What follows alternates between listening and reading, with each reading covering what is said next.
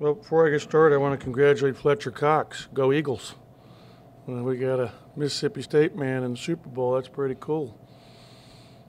Questions about our upcoming game or games?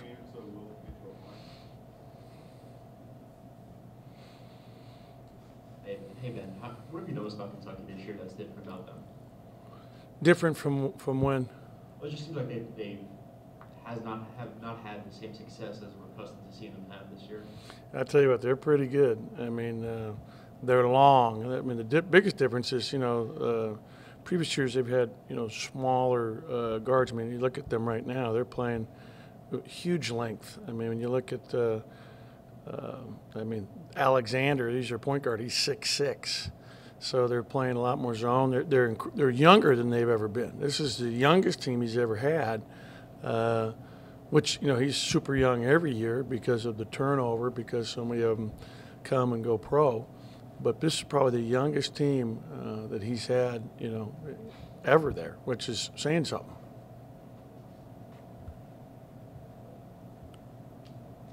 You're one of the better shot blocking teams in the SEC and the nation. You were pretty good at that last year, too. How do you teach your guys to block shots?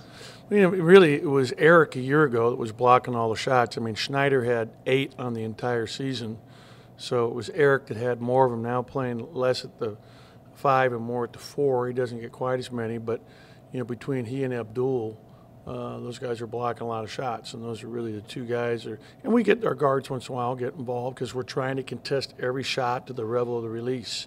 Wherever it's being released from, you're trying to. And so we've had, Lamar block shots, and Nick block shots, and, that's Q's block shots. But the vast number have come from those two big guys. Is that something in their personal skill set, or is that something? Yeah, it's something they did, and they've been doing. I mean, Eric was a great shot blocker in high school. Abdul's been a shot blocker all the way along. And, it makes a difference to be able to protect the rim. You've mentioned Eric in the past and wanted him to stay in a position as opposed to being ultra aggressive and going for a block. How do you kind of teach that, duality between keeping your position but also being in a position to go for a block? Well, where we made some mistakes, for example, in our last game, is like there's 4 seconds left on the shot clock, and Galen Smith's turned to his left shoulder, and Eric's going for a block. If you miss the block, if you can't get it for 100%, your guy's dunking it in, because it's too late, to rotate down. So you've got to be smart, and it means you got to attack penetration. When you're coming to block a shot, you got to go meet the guy and not let him come to you. If you're letting him come to you, or you're trying to block it from right underneath the rim and he's shooting 7 feet out, those are unlikely, opportunities, and it takes us out of position at times to block our own guy out. And that's why guards got to rotate down when we do something like that. We just that was, and he's done that in the past, and so he's had a few less blocks. I think he's a little more discerning, and a lot less, knock on wood, goaltending calls. I mean, a year ago he had a dozen at least on the season, maybe more. Where this year it's been far less, which has been very good and a good improvement. Sitting at 2-4 in the league right now, and as competitive as the league seems to be, you feel like you've had some opportunities the way that you had a chance to, and you bring it up to the team? There's no question that we've had some opportunities. Up 9 with 7:30 to go in Oxford, up 10 to go with 12 minutes left in the game against Auburn at home. The other night, the game's tied with 1:14. We get a stop, and then we don't block out. And they come right in there and grab the ball and put it back in to go up 62-60. Those are plays. If you're going to win in this league, you're going to make those tough, gritty plays. And that's happened to us a couple of times. It happened to us at Oxford late where we missed a block out. And, I don't have to ping it out to our team. I think they're pretty smart. I think they know, because we talked about it after the game. In our last game, we're right there. We're tied with 6:24 to go. But, if we're not fighting an uphill battle the whole game, down 19, we'd had a much better chance in that game. Auburn, I really think I was responsible for not having us better rest or using our bench better, or rotation or something, although they've done pretty good in second halves lately. I know they were down 14 in their last game against Georgia and came out 31-4 to start the second half, so that indicates they're pretty good too. The other day after the Alabama game, I think it was Eric who said that it still kind of falls on the leadership of the team and the leadership of the players to kind of make sure that you guys do play a full game, both halves, and compete throughout. How do you feel about the leadership on this team from the players? We don't have one guy that's a big verbal leader that everybody feeds off of, and that's tough, Like IJ was that guy. I mean, IJ was a really good leader, and we really haven't someone that's filled that, leadership role. You'd like it to be, one of your older guys. Eric is pretty verbal and does it at times. Q, that's just not his personality, and you've talked to him about it a lot. That's just not who he is because it would be good. But, that guy who does that has got to do everything right. I mean, there's no – I thought, IJ's leadership last year was tremendous and really, really did a nice job for us. In the previous year, it was Chicken. And, Chicken was a good leader. Sometimes that comes with age. We're still, pretty young, no seniors. And hopefully that will continue to evolve. And Eric is definitely, got some leadership qualities. Yeah, you know what? I would like it to be a guy like Abdul. I'm not sure that he that's his personality either. Some guys, play really hard and bring it every day and do everything right, but that's just not them to, hey, you got to do your job or, come on, let's go, or just to be uplifting to guys. But it's, it's hard. I think Nick has got some real promise there, and Lamar. Lamar is very verbal and does a good job. So, like when we were down 20 the other night, it was Lamar Peters just like encouraging me, we can do this. Come on, we've been here before. Let's go. So it was really him in that game, which, and really helped us. Because you have to have someone from within doing it. I know you pitched Echo. I found today was just a one-game suspension. The plan was still for him to be back available for you guys tomorrow night? Yes.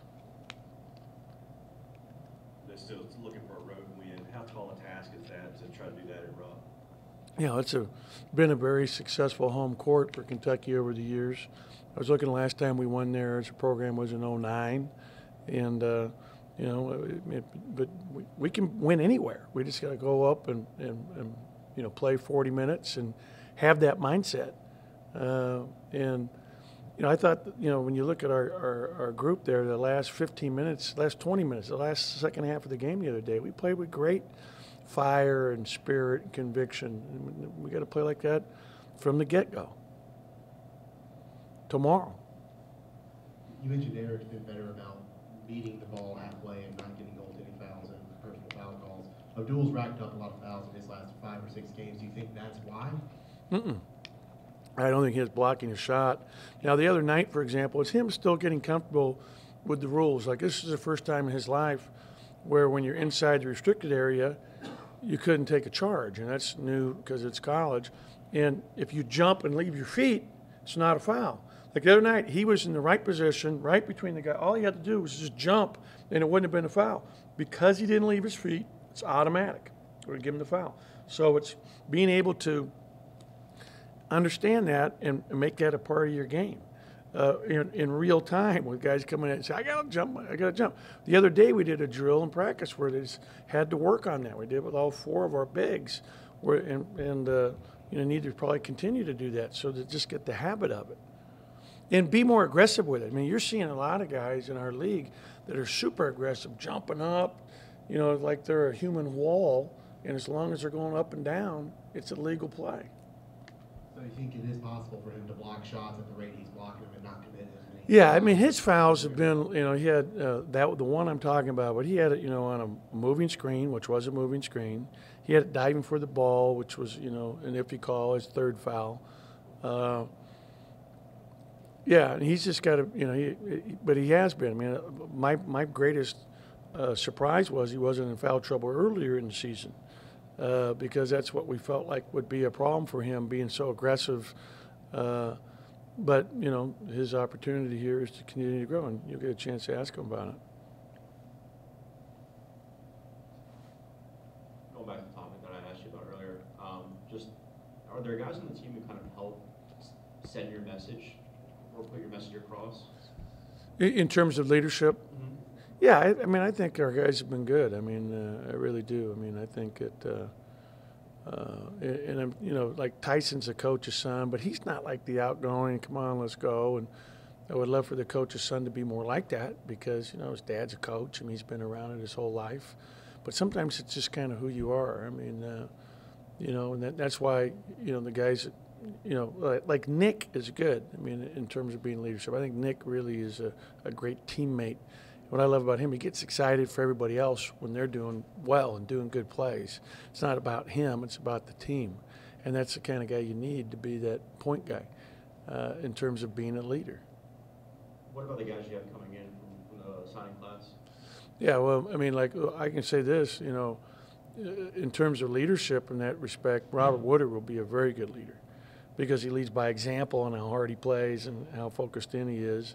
And I think he's really, you know, a basketball junkie. And, you know, his dad played here. He's been around the game his whole life. And I think he'll be a very good leader in that respect. They're really excited about that aspect to him. Doing a story on Tate Clayton, just how important is it to have walk-ons like that that are willing to sacrifice and kind of do all the things that really don't go on that? Yeah, and a lot of people don't know, you know, all the sacrifices they put in to help our team and, you know, walk-ons. And he's a great kid. You know, his brother, he's a legacy because his brother was a walk-on here. And, yeah, they're very important. And you know, he's that's nice you're doing a story on him. It's well-deserved. How is the progression to becoming more of a vocal leader on the court, despite being a freshman? How is that? I would say grown a little bit because I know that's part of my job as being a point guard. And Coach Howland, he preached that to me a lot, that I had to be the loudest person on the floor. So he preached that to me a lot, so I feel like I had to be more vocal on the court. So I talk to my big guys, and me and Lamar, we talk a lot on the court. So this is one of our jobs just to do on the court.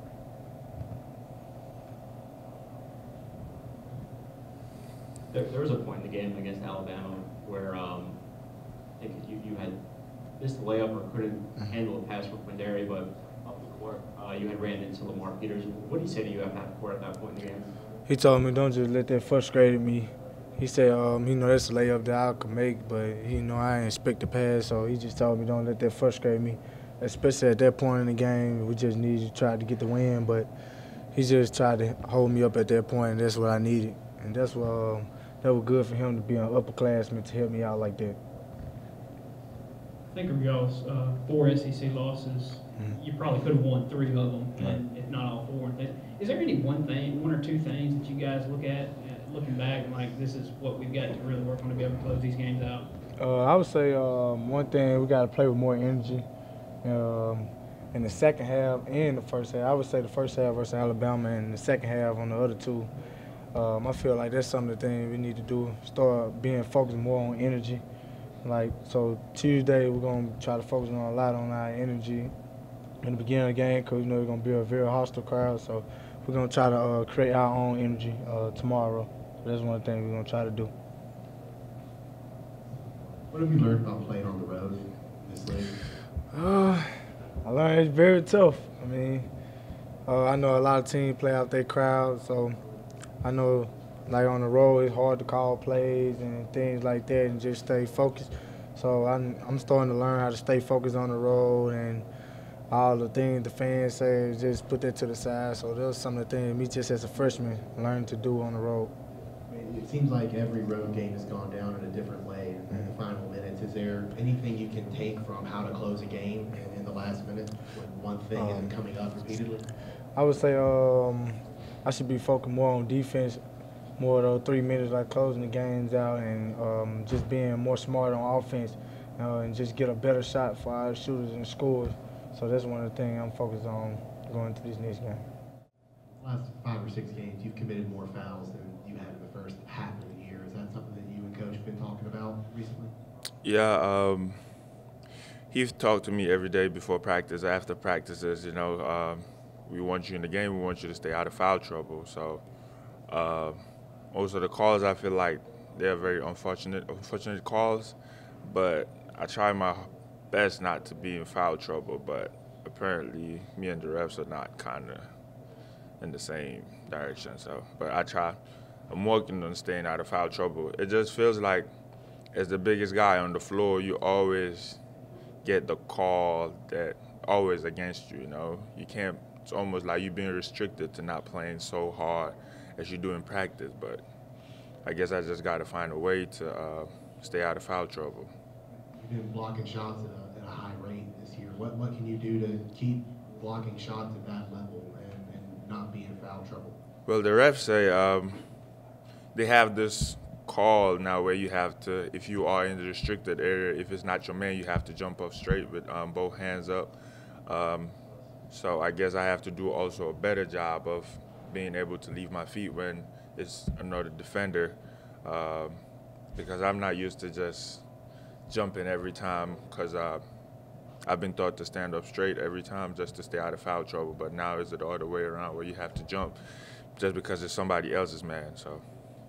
Coach mentions beating penetrators out in front of the basket a lot more instead of just letting them come in near the rim. How does blocking shots fit into that when it seems like his ideology, I guess, is to prevent shots from coming in at the rim instead of blocking them once they get there? Well, the thing we do best right now, we kind of hard hedge. So it's been a tough job on the other team to kind of drive or penetrate most of the time. So, but being able to block shots most of the time, you just have to just be cautious of your surrounding and talk to your teammate, let them know, hey, if you get beat, I got your back. I can help you block shots or get a steal or deflect the ball during the pass or something.